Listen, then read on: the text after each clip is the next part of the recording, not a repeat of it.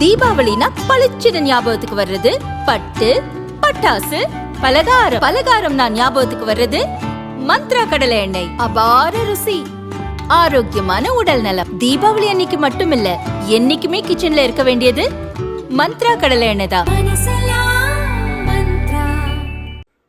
பாஜ மாநில தலைவர் நயினார் நாகேந்திரன், மூத்த தலைவர் ஹெச் ராஜா மற்றும் பாஜ தலைவர்கள், தொண்டர்கள், இந்து அமைப்பு நிர்வாகிகளை திருப்பரங்குன்றத்தில் போலீசார் கைது செய்தனர். தீபமேற்ற விடாமல் அனுமதி மறுத்ததோடு வந்திருந்தவர்களை கைது செய்த சம்பவம் கடும் அதிர்ச்சியை ஏற்படுத்தியது. கைதான ஹெச் ராஜா பரபரப்பு பேட்டியளித்தார். திமுக அரசையும் அதன் இந்து விரோத போக்கையும் விளாசினார். முதல்ல நீதிபதி டிஆர்எஸ் அவர்கள் கொடுத்த தீர்ப்பு, அதற்கு எதிராக மாநில அரசு அப்பீல் பண்ணியும் அதை நீதிமன்றம் நிராகரித்தது. மாலையில் டிவிஷன் பெஞ்ச் அதே தீர்ப்பை கன்ஃபார்ம் பண்ணியிருக்கு.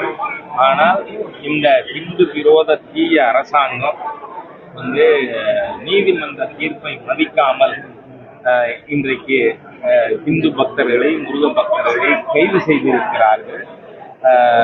பாரதிய ஜனதா கட்சியின் மாநில தலைவர் திரு நயினார் நாகேந்திரன் அவர்கள் தலைமையில் இங்கு பல்லாயிரக்கணக்கான பாரதிய ஜனதா கட்சி இந்து இயக்க தொண்டர்கள் கூடினார்கள்.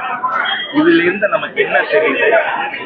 எல்லா மதத்தினருக்கும் சம உரிமை கிடைக்கணும்னா கருணாநிதியின் குடும்ப ஆட்சி முடிவுக்கு கொண்டு வரப்பட வேண்டும்.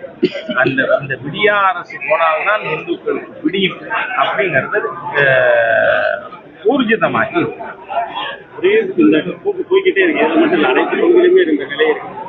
திமுக அரசு செயல்பாடு இல்லை, இது டோட்டலி மக்கள் வெறுத்து போயிருக்கிறார்கள்.